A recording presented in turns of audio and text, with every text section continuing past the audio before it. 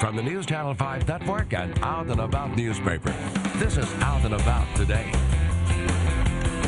Welcome to Out and About Today. I'm Pam Wheeler. On tonight's show, Chuck Long has an extended entertainment outlook with actress and LGBT advocate Susan Yeagley, who opens up for the first time about her mom's coming out process. But first, we open the show this week with our Buzz About.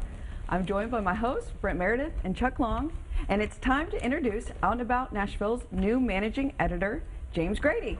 Welcome, James, to the show. Thank you. Thank you.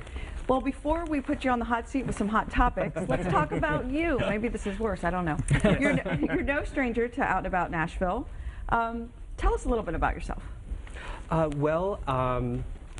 I've been contributing with Out and About for almost a year, and when the position came open, I thought, my experience lent itself to applying for the job, and so I did.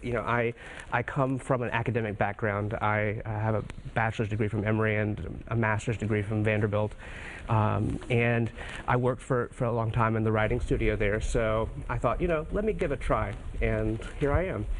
So tell us, I'm sure you're interested, having been in his job before, how you might make Out and About Nashville a little different, or how you're going to leave your mark on the paper. Well, the current feeling is that we're pushing more news and more social issues. I hope that we can expand our coverage of the other members of the LGBT community that sometimes haven't been as focused on lesbian, bisexual, transsexual. Certainly, I'd like to see more coverage from that corner, and continue to follow in the line of offering good cultural and entertainment coverage that we've been offering. Do you have any advice for him about Jerry Jones or anything that you want to say? After the show. But no, seriously, I'm glad to hear that, because that was one of the things that I tried really hard. And sometimes it is difficult to find someone to represent all of the letters. In fact, we've got a topic coming up in a little bit, talking about some of the Bs. Yes. And finding a B writer, no pun intended, was often the hardest part of my job. I can certainly see that, yes. So, well, yeah. Congratulations. I know, I was going to say congratulations, good luck. Well, yeah, good luck in general. And I was just kidding about Jerry Jones. I love some Jerry Jones sometime, a lot of time. So let's look at the July cover. I'm just being silly, y'all. Let's look at the July cover and tell us what we can expect in the July edition.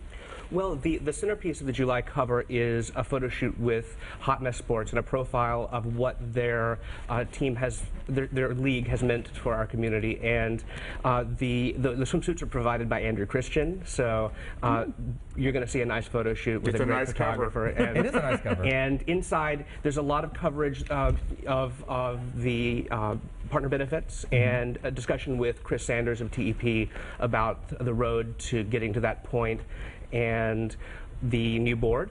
We're talking with the new board president.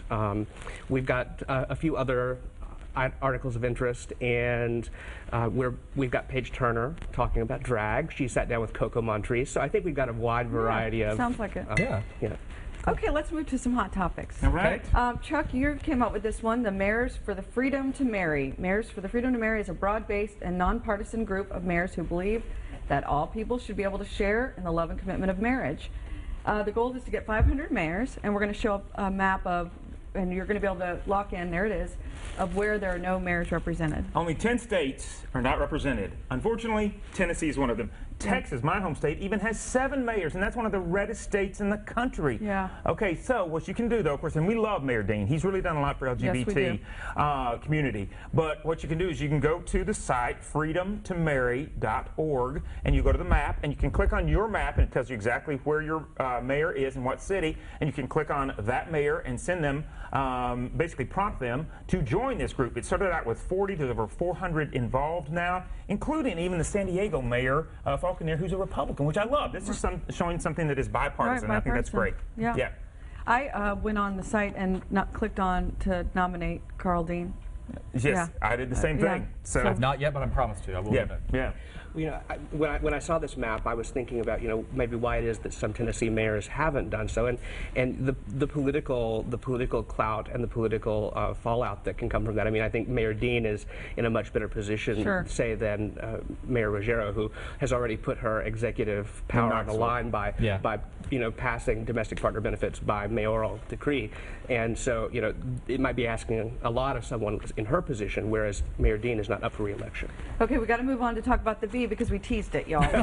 True. I found an op-ed in the Advocate. Are you full-blown gay yet? The author, after being asked so many times whether bisexuality is just a phase, he had enough. He's bisexual. That's how he identifies. Yeah. Right. So tell me quickly, we have a minute, your experiences personally, or was that a phase for you? Oh, well, personally, I like to think it was a phase. I think that, it mentions the buy now, gay later phrase, and I think that was kind of my way of easing into things, and I think that's what a lot of people do, but it is interesting that there are those who are truly bi, not gay later. Right. I agree, but I think the stigma is that looks to some people like you can choose. By saying you're bi, you can go this way, you can go that way. That's a stigma. I'm not saying that it's right, but I do believe that's a stigma for it. Yeah. And the article says this, it's a process, and sometimes it's easier to say you're bi.